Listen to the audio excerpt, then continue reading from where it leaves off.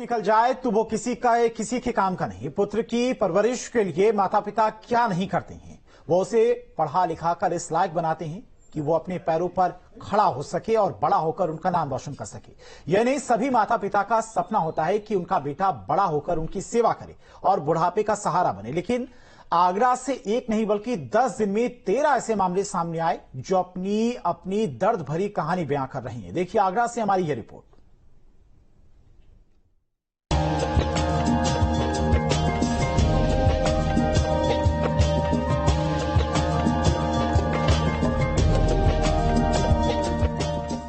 पूत सपूत तो का धन संचय, पूत कपूत तो का धन संचय।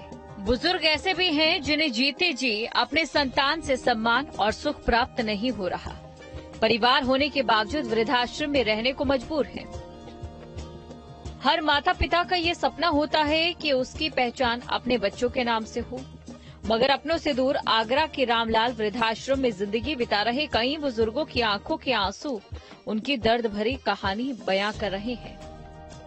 ऐसा कहा जाता है कि एक माँ बाप का पूरा जीवन गुजर जाता है अपने बच्चों को अच्छी जिंदगी देने के लिए। वो उनको पाल पोस कर बड़ा करते हैं और इस लायक बनाते हैं ताकि वो जीवन में एक मुकाम हासिल कर सकें। पर बड़े अफसोस की बात है कि आज की इस भागती दौड़ती जिंदगी में जो बच्चे कामयाब हो जाते हैं वो अपनों को ही भूल जाते हैं और उन्हें वृद्धाश्रम की दहलीज पर छोड़ आते हैं। आगरा के रामलाल वृद्धाश्रम में मैं इस समय मौजूद हूं और आज आपको ऐसी ही कहानी से रूबरू कराऊंगा। यहाँ पर तमाम ऐसे बुजुर्ग हैं जो अपनों से इस समय दूर हैं। अगर आंकड़ों की बात करें तो आंकड़ों में कहा जाए तो 10 दिन में 13 ऐसे बुजुर्ग हैं जो कि वृद्धाश्रम पर इस समय जीवन यापन गुजार रहे हैं और उनके अपने बेटों ने बहुओं ने उनको छोड़ दिया। आइए आपको ले चलते हैं रामलाल वृद्धाश्रम और दिखाते हैं ये दर्द भरी कहानी। पिता अपने बेटे को कंधों पर बिठाकर सवारी करता है, उंगली पकड़कर चलना सिखाता है। वो अपनी जीवन भर की पूंजी लगाकर इस लायक बनाता है कि वो एक मुकाम हासिल कर सके, उनका सहारा बन सके।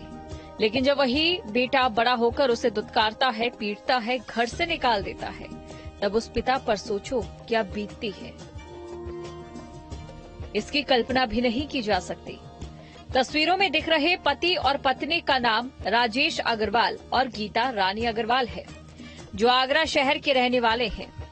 दोनों पति पत्नी का ये कहना है कि उनका एक बेटा है जो आए दिन पिता राजेश अग्रवाल के साथ मारपीट करता रहता है, उन्हें खाने पीने के लिए परेशान करता है। वो ये कहते हैं कि हमने कभी जीवन में भी ये नहीं सोचा था कि उनका वो बेटा जिसको उन्होंने पाला पोसा और बड़ा किया वो आज भी उनके खिलाफ है। उनका मकान जमीन हड़प लिया गया, घर के बाहर का रास्ता दिखा दिया गया। अब वो भूल कर भी बेटे के पास नहीं जाना चाहते। मैंने लड़के को पढ़ा लिखा के खूब अच्छी तालीम दी, पर वो तालीम उसके काम में नहीं आई। उसने हमें मकान था हमारा, वो भी बिकवा दिया उसने, 100 रुपया उसने ले लिया हमसे और फिर उसके बाद मारा पीटी करने लगा। हमने खाने पीने की हमें तंगी होने लगी तो हम परेशान हो गए। यानी उससे बात करी हमने, बोले मैं तुम्हें अपने संग नहीं रख सकता हूँ। आपको दर्द नहीं होता, आपको तकलीफ नहीं होती? दर्द तो भाई साहब सब सोचती रहती है, रात को नींद नहीं आती है कि ये क्या हो रहा है हमारे साथ। ये अत्यादि एक दिन के लिए आई थी मैं, फिर यानी वो रोया पीता यहाँ पे, फिर चले गए हम। फिर 8 दिन मैंने फिर बोला 8 दिन क्या नहीं, फिर सेवा भी उसी, खाना पीना सब पड़ा। फिर बोला आप तो चलिए आप दोनों, यानी फिर हम आ गए यहाँ पे। ये है शहाबुद्दीन जिनके 3 बेटे हैं, आगरा के रहने वाले हैं। तीनों बेटे अच्छे से सेट हैं, अच्छा कमाते हैं, खाते हैं, अच्छे मकान में रहते हैं। पर 3 बेटों के होते हुए वो आज वृद्धा आश्रम की चौखट पर है। उनके बेटे ने पहले उनसे उनका मकान छीना, फिर मारपीट कर उन्हें घर से निकाल दिया। वो कहते हैं ईश्वर ऐसी औलाद किसी को न दे। हो गया मकान में 20,000 रुपए लगा के 60,000 ले लिए मैंने, लड़के ने बड़े वाले ने जबरदस्ती से मारपीट करके नहीं आके मकान बेच, मेरा 60,000 लगा और 60,000 लेने के बाद में फिर उन्होंने जो मतलब हिस्सा ले लिया 80,000 सब उन्होंने ले लिए पैसे। फिर उसके बावजूद फिर जो पैसे मेरे पास बचे थे वो भी खा लिए उन्हें ठग विद्या से, और पैसे खा पी के नहीं है फिर मारपीट करके नहीं भगा दिया। ये तो दर्द ही दर्द है, मुझे तो कैसे चैन ही नहीं है। ना आ गया तो कहती कि तुमने बदनामी करा दी हमारी। बड़ा लड़का बुला लेता था आदमी वाला तो उसको भी रखने नहीं देते।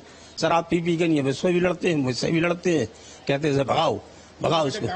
बेटे बुलाएंगे तो जाओगे क्या दोबारा? अब मैं क्या जाऊँ, मैं तो पैसे ही मरा हुआ समझ लो, न इस पार हूँ न उस पार हूँ। ये हालत इस तरीके की रहती है। 70 वर्षीय इस बूढ़ी माँ का नाम कृष्णा देवी है।